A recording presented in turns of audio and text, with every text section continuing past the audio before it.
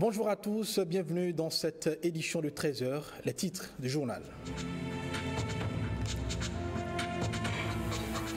Pas de tabac, pas de cigarettes, pas de fumée. En ce 31 mai, l'Organisation mondiale de la santé célèbre la journée mondiale sans tabac. Au Bénin, la sensibilisation a une cible privilégiée, les jeunes en milieu scolaire. La commune de Semekoji promeut un programme environnemental innovant, le PAVIC, qui vient en réponse aux questions d'adaptation au changement climatique de 3 arrondissements de la commune.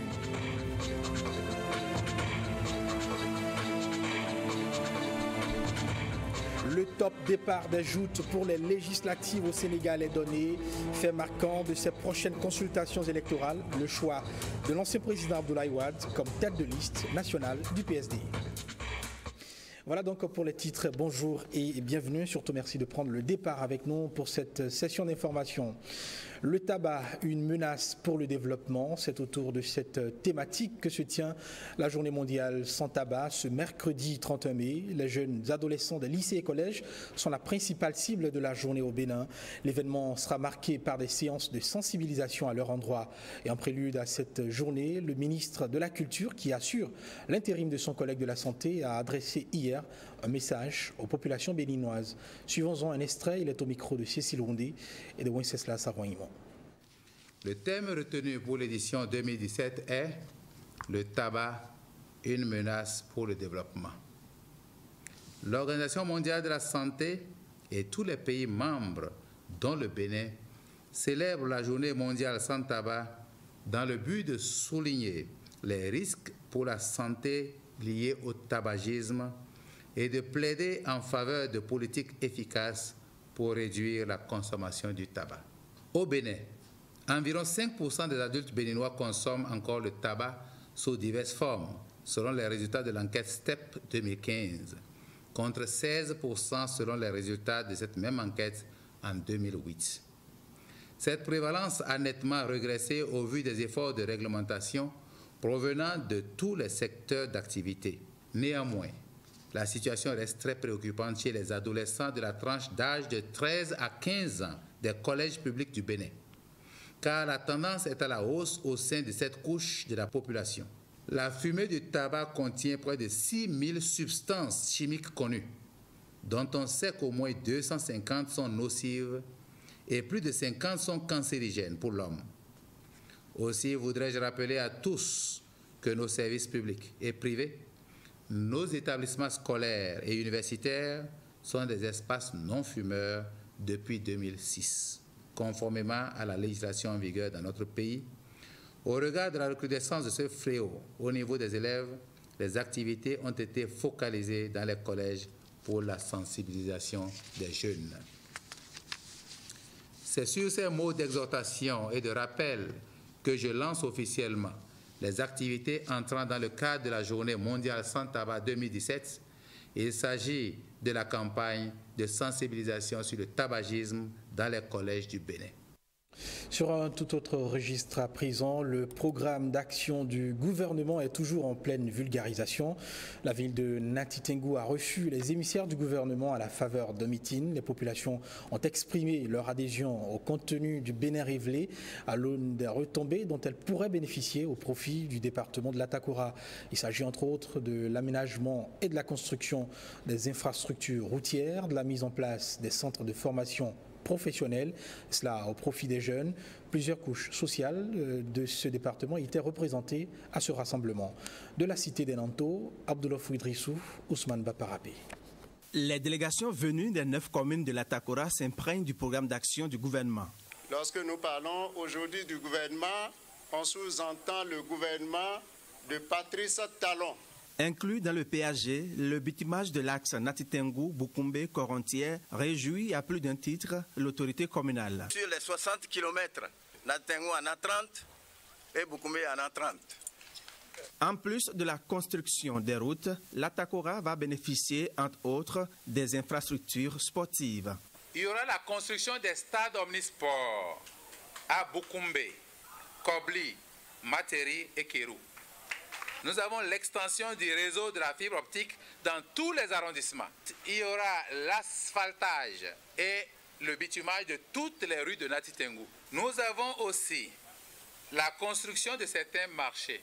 Donc dans les 4 années qui nous restent, on devra faire un théâtre de verdure. Il y a des chaînes hôtelières qui vont s'installer dans Pendjari bientôt. Tous les villages doivent être servis en eau avant 2021. C'est pour la première fois dans l'histoire politique de notre pays que l'Atakora occupe une place de choix dans un programme d'action gouvernementale à travers d'ambitieux projets dont il bénéficie. Pour la ratification des accords, le gouvernement peut d'ores et déjà compter sur l'Assemblée nationale, a dit le député Gounou Abdoulaye. Aujourd'hui, nous sommes fiers d'avoir soutenu le président Talon. Monsieur Patrice Talon s'est donné pour ambition et vœu ultime d'augmenter le train de vie de la population avant de se retirer de la présidence de la République. Le représentant du gouvernement invite pour finir les fils et fils de la Takora à l'union. On parle toujours de la vulgarisation du contenu du PAG 2016-2021. Les militants et sympathisants de l'Alliance Amana de l'OME ont eu droit à un exposé des projets contenus dans ce document pilote. C'est à la faveur des travaux du congrès extraordinaire de la coordination départementale OME de l'Alliance. Guillaume Avienon et Brice Ongbo ont suivi pour nous la séance de Dango. Nassirou Arifari Bako, coordonnateur national de l'Alliance politique Amana, accueilli dans la cour d'un hôtel à Dango dans la 20e circonscription électorale. L'homme est invité à prendre part à un double événement, l'ouverture des travaux du Conseil extraordinaire de la coordination départementale de l'OME de l'Alliance Amana et une conférence de presse de l'organisation pour décrypter l'actualité politique nationale. En toile de fond, le programme d'action du gouvernement. La population de la vallée a l'obligation de travailler avec le président Talon, comme les gens le disent souvent, un président développeur qui a l'ambition d'assurer à son peuple un développement de qualité. Pour les 4 prochaines années, le gouvernement du Bénin révélé voudrait accorder une place de choix à la valorisation de la vallée de l'Ouémé et créer des milliers d'emplois dans le secteur agricole au profit de la jeunesse. Une ambition et un rêve auquel le coordonnateur national de l'Alliance Amana croit et soutient. Hier, nous avions travaillé aux côtés du président Bouniaï, qui, pendant 10 ans, a travaillé pour apporter ce qu'il a pu au développement de ce pays. Nous considérons que le président Talon est un continuateur, c'est un tresseur de cordes. Avec le vœu de voir une aube nouvelle s'élever dans la région de la vallée de l'Ouémé à l'avènement du gouvernement de la rupture, l'Alliance Amana invite ses militants à la foi et à la patience. Elle est devenue depuis plusieurs jours le plat de résistance de l'actualité politique au Bénin, la crise au sein de la Renaissance du Bénin, une crise née de l'exclusion de Léa Dissoglo de cette formation politique par une partie du bureau exécutif. À l'origine, une série de frustrations dénoncées par les fondeurs. Mais le président déchu du parti, lui, ne s'avoue pas encore vaincu. Il a le soutien des pères fondateurs de la RBI. Alors question, jusqu'où ira cette énième crise? Que comprendre de ces remous à répétition au sein de la RB? Élément de réponse dans ce sujet de William Aguiar et Mathieu Soukeno. Une nouvelle crise à la Renaissance du Bénin. La 5e d'envergure depuis sa création en 1992. Un parti politique créé par Rosine Vieira Soglo, alors première dame du Bénin. La première crise après la chute du président Soglo avec les premiers députés, là, les procès, vous vous souvenez, les procès, Feu, Raymond Randjinou. Il y a eu la crise de Sanaï. Sanaï opposé à Léa Dissoglo. Après, 4e crise, il y a eu la crise, l'avant-dernière crise, avec Ali Kamarou, avec les Kenom et puis Fan. Et maintenant, voilà la dernière crise, la plus grave. Parce qu'ici, ce n'est pas, disons, la minorité qui risque de partir, c'est la majorité. Parce qu'il y a les 3 députés, sauf Obama, Madame Léa Dissoglo. 3 députés, c'est beaucoup. 3 maires. Tout le plateau d'Abobé est pratiquement perdu. Une crise qui, selon les dissidents ou les réformateurs, est née d'une série de frustrations. Mais depuis la prise de fonction de Léa Dissoglo, Il y a une sorte de caporalisation. Et tout cela parce que l'écoute n'existait pas. Les décisions sont prises au bureau politique, mais les décisions sont complètement dans la mise en œuvre, remise en cause par le président. Et ce qui comptait véritablement, c'est sa décision. 5 ans de gestion, 7 ans de gestion, le mandat est terminé, mais juste aujourd'hui, le président ne se met pas dans une dynamique d'organiser un congrès pour le renouvellement des structures. Mais comme les textes prévoient que le tiers des membres du bureau politique peut demander, organiser une rencontre du bureau politique, nous l'avions fait et nous avons mobilisé autour de nous la majorité des membres du bureau politique et ce qui a fait décider de son exclusion à Abomey. Même si le camp Liadi Soglo reconnaît qu'il y a crise, il conteste la procédure ayant conduit à sa destitution. La demande du tiers, comme semble l'invoquer les membres qui ont pris la décision, la demande ne peut pas s'assimiler à la convocation. La demande s'adresse à qui? Au président du parti, qui se doit de convoquer. Ça, c'est le statut, mais les règlements intérieurs ont précisé autre chose. Les règlements ont précisé que le secrétaire exécutif national peut organiser. Vous imaginez, depuis que le parti est créé, nous n'avons jamais tenu de réunion du bureau politique en dehors du siège du parti à Vidolé. Lorsque pour les présidentielles de 2016, Liadi Soglo a décidé que nous soutenions Lionel Zinsou et que papa et maman sont venus chasser tout le monde du siège pour dire nous on fait talent et que ce siège c'est le siège de Vidolé. Il n'y a pas eu de réaction. Arguments et contre-arguments s'entrechoquent. Une formation politique plus que jamais au bord de l'éclatement. Si on regarde les causes, c'est une crise qui est très très ancienne et malheureusement les responsables de la RB qui en sont aussi les géniteurs portent de ce point de vue une grosse responsabilité. Dans les monarchies, les grandes monarchies, le roi, pour gérer les affaires de l'État, se méfie des princes ou des princesses et prennent des roturiers. Parce que les roturiers, s'ils échouent, on leur coupe la tête. À Abomey, c'est comme ça. C'est ce que j'ai dit au président de Senghor Soglo depuis 1996. Si les raisons qui justifient dans le fond la crise ont une certaine légitimité, on peut s'interroger sur le moment. Et c'est un contexte où il y a quand même, on a l'impression qu'il y a une grosse stratégie, une grosse entreprise de fragilisation de la RB. Pas du tout, bien qu'elle est bien visible. C'est à notre sein. Il ne faut pas se prévaloir de sa propre turpitude. C'est que la RB elle-même n'a pas bien discuté de sa position actuelle par rapport au nouveau régime. Entre les réformateurs et le camp Liadi, le fossé est grand. Et ce politologue craint la rupture définitive du pont. La voie judiciaire ou la cassure, c'est probablement les deux. La brèche est ouverte, les problèmes sont si sérieux et la détermination est telle que même s'il y a une solution, pour moi ça serait du colmatage. La Renaissance du Bénin, un quart de siècle après, écrit son histoire. Dans cette crise, elle en sortira grandie. On ne retrouvera plus ses couleurs d'antan. Et on prend maintenant les nouvelles de l'Assemblée nationale. Ça y est, le groupe parlementaire La Voix du Peuple voit enfin le jour. Après quelques atermoiements, c'est un groupe de 9 députés dirigé par Issa Salifou. Et parmi ses membres figure le député Tidjani Ahmed Afo-Obo, lui qui était au cœur d'une polémique. Et le député Taoufik Atao Enouho, c'est d'ailleurs lui qui a lu à la plénière de lundi la déclaration de constitution du groupe parlementaire La Voix du Peuple. Suivons-en un extrait. Notre engagement sera désormais celui de la consolidation des acquis démocratiques afin que triomphent les idéaux de justice sociale, de dialogue, de paix et de respect de l'état de droit incarné par la Constitution du 11 décembre 1990 en vue d'un Bénin économiquement rayonnant et prospère. Tout ceci passera par l'union des différentes couches socio-professionnelles pour la construction de l'édifice bénin.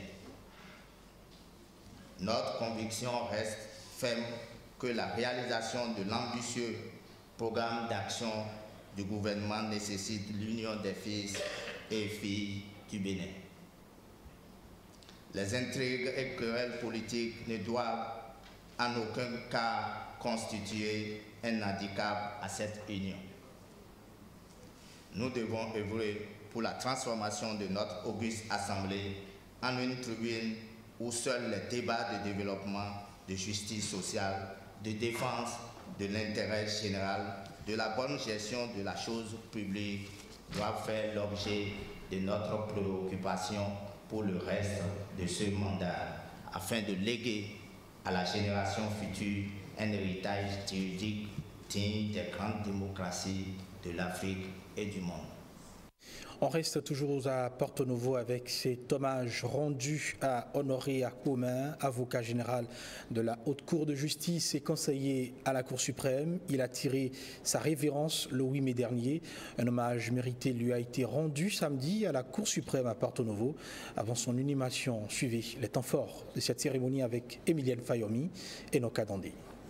Né le 11 mai 1957, l'illustre disparu Honoré Akpomé a quitté ce monde le 8 mai 2017, soit 72 heures avant son 60e anniversaire. Ancien conseiller à la Cour suprême et avocat général près la Haute Cour de justice, il fit son entrée dans le corps de la magistrature le 26 juillet 1985. En tant que formateur, le président Honoré Akpomé n'est certes pas indispensable, mais il sera difficilement remplaçable. L'exemple donné par le président Honoré Akpomé est celui d'un lutteur contre l'inculture et l'injustice tout au long de sa vie. Exemple donné à plusieurs générations de ce corps, tous les intervenants à cette cérémonie d'hommage l'ont martelé. Juge au tribunal, président du tribunal, directeur de cabinet du ministère de la Justice, il aura gravi tous les échelons. L'année 2000, malgré son âge, il entreprit encore des études supérieures pour aboutir à la soutenance d'une thèse de doctorat en droit en 2015. Sa vie fut une leçon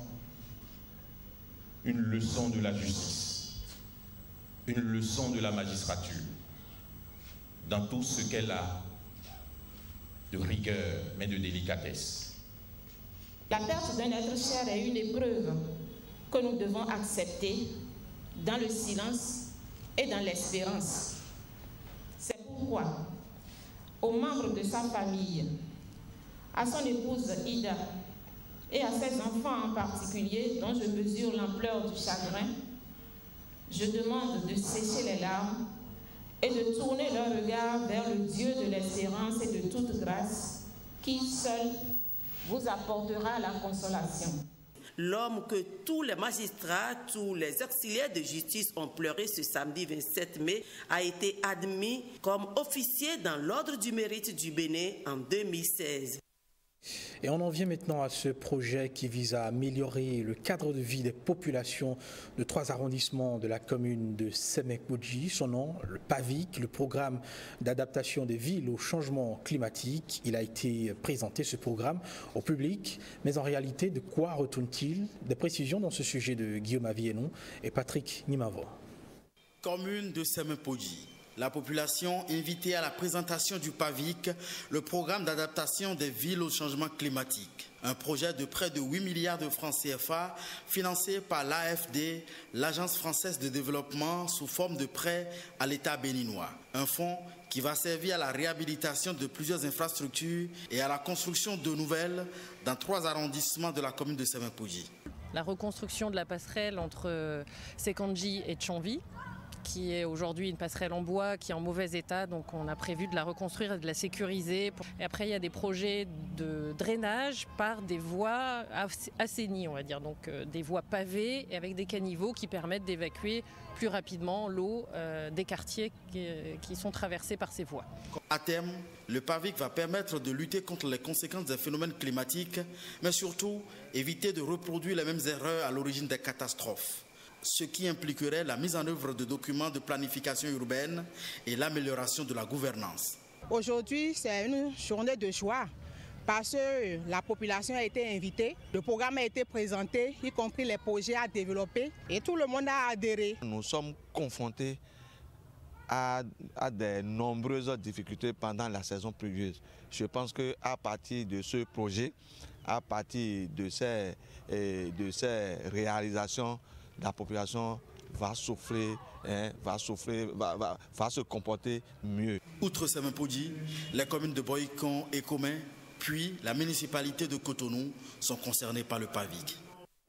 Et pendant ce temps, les problèmes fonciers que connaissent la municipalité de Parakou pourraient bientôt connaître leur épilogue. Le conseil municipal de Parakou semble avoir trouvé la solution. Il a mis en place une commission, le COGEF, chargée de gérer les conflits domaniaux. Les membres de cette commission de gestion foncière COGEF ont été officiellement installés par le maire Charles Tokor. Compte rendu, Amandine Anyamboso. Composée de 10 membres, la commission de gestion foncière a été mise en place suite au désordre qui règne dans le secteur dans la ville de Parakou. La gestion des affaires domaniales à partir des lotissements est l'illustration d'une vraie pagaille que vous n'imaginez pas. À ma prise de service, la commune de Parakou comptait 22 lotissements conduits par 11 cabinets de géomètres. De ces lotissements, aucun n'a été régulièrement clôturé jusqu'à ce jour. Pas de contrat formel pour la plupart. Pas de validation de documents par le conseil municipal. En fait, c'est comme s'il n'y avait jamais eu de lotissement dans la ville de Parakou. Nous sommes assis sur du néant juridique. Cette commission est donc chargée de donner son avis consultatif avant la prise de toute décision liée aux problèmes fonciers. Vous êtes désormais des soldats de la mairie pour le développement du foncier à Parakou. Plus aucune intervention en matière de gestion domaniale sans votre avis préalable. Vous serez consulté en temps réel sur toutes les questions relevant de votre secteur de compétences. Je ne pourrai pas mener cette tâche-là moi seul. Ensemble, avec l'appui des doyens, ensemble, avec l'appui des uns et des autres, nous nous engageons afin que les problèmes liés au foncier de Parakou puissent connaître un aboutissement heureux. La question foncière est devenue préoccupante et les membres de cette commission s'engagent à apporter des solutions pour une meilleure gestion du foncier dans la ville de Parakou. On passe à une autre commission à présent, celle nationale de l'informatique et des libertés, qui va au contact de la jeunesse universitaire de Nati Tengou. L'objectif est double pour la CNIL, présenter d'abord la structure créée en 2009, puis sensibiliser les participants sur la protection des données à caractère personnel et les conséquences de l'utilisation non rationnelle des nouvelles technologies, de l'information et de la communication. Abdoulofou Idrissou, Ousmane Baparapé. Composée de 11 membres issus de différentes catégories socio-professionnelles, la CNIL, Commission nationale de l'informatique et des libertés, veille à ce que l'informatique soit au service du citoyen et ne porte atteinte à l'identité humaine, à la vie privée, aux droits de l'homme, aux libertés publiques individuelles ou collectives. Nous intervenons au niveau de la fiscalité, l'administration publique, les e-services, vidéosurveillance et biométrie. Les TIC. Les gens sont habitués à mettre le profit de leurs enfants, par exemple, sur WhatsApp. Si cet enfant l'a grandi un jour, il peut vous poursuivre. 3 communications ont été présentées aux participants, notamment Internet et protection des données personnelles, la cybercriminalité et le rôle du commissaire du gouvernement près la CNIL. Moi, j'ai été assez émerveillé par la réaction des uns et des autres. D'abord, à la fin, il y a eu un silence et j'ai présumé que les uns et les autres étaient en train de penser à toutes les bêtises qu'ils ont laissées sur Internet et comment rattraper. Mais c'était tard. Mais nous avons constaté quand même que le souci de mieux comprendre et de savoir se comporter à l'avenir, c'est ce que nous avons tiré des questions qu'ils ont eu à poser pour mieux comprendre ce que c'est et savoir se comporter. Visiblement, la rencontre a accouché d'une montagne.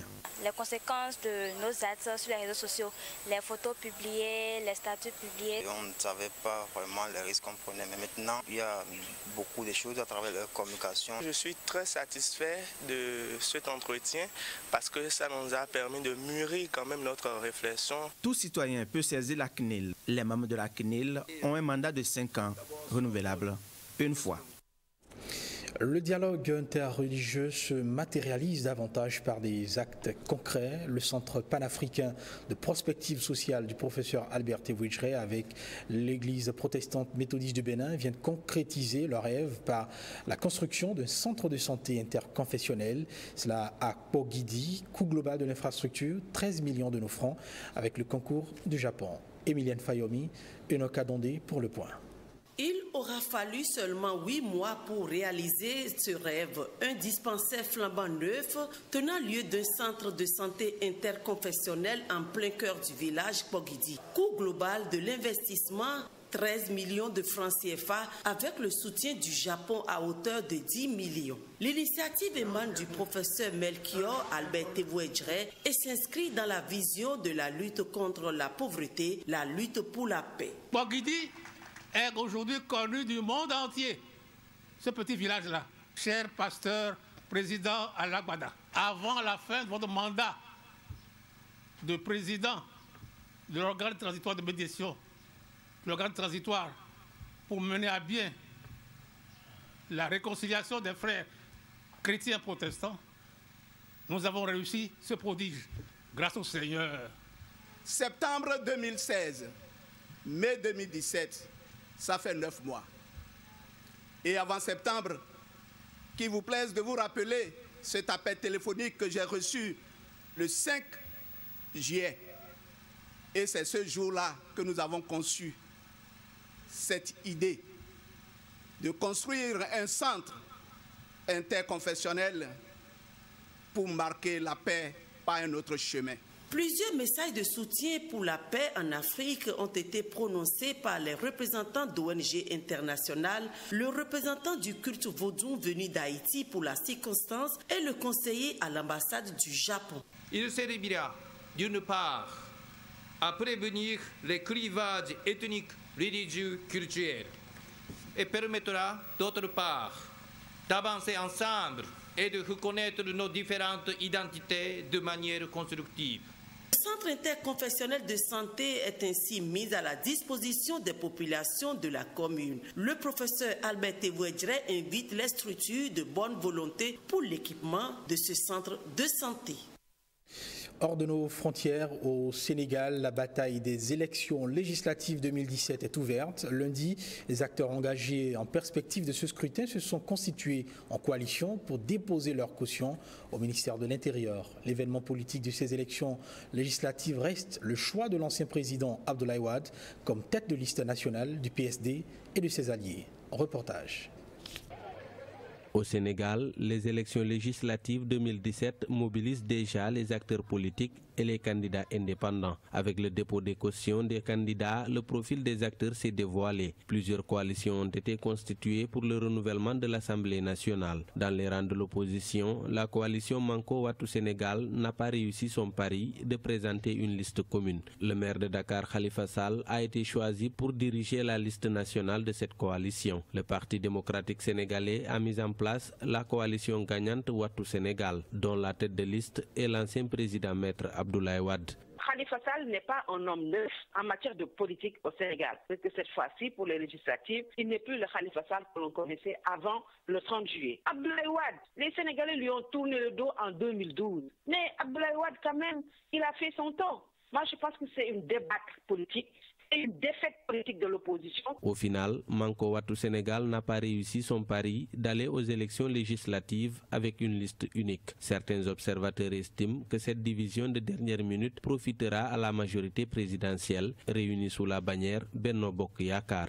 Moi, je pense que la seule chance de l'opposition pour pouvoir faire face au président Macky Sall, c'était de s'unir. Ils ont encore manqué cette chance-là, malgré qu'il y ait eu des problèmes dans les investitures. Il n'y a pas eu de liste parallèle, il n'y a pas de coalition bis au niveau de Benno Bokk Yakaar. Donc, je pense que cette opposition-là est là du pain sur la planche face à Macky Sall. Au total, plus d'une dizaine de coalitions de partis et de listes indépendantes sont pressenties pour briguer les suffrages des Sénégalais le 30 juillet 2017. Les partis de l'opposition ont constitué plusieurs coalitions, en plus de la coalition gagnante Wattu Sénégal et de Manko Wattu Sénégal. Le sort de la coalition au pouvoir, Benno Bokk Yakaar, est entre les mains du président Macky Sall. Il se charge de choisir ses camarades qui seront investis à cause des affrontements violents événements qui ont précédé la constitution des listes de ses partisans. Fin de ce journal, merci de l'avoir suivi. Excellent après-midi.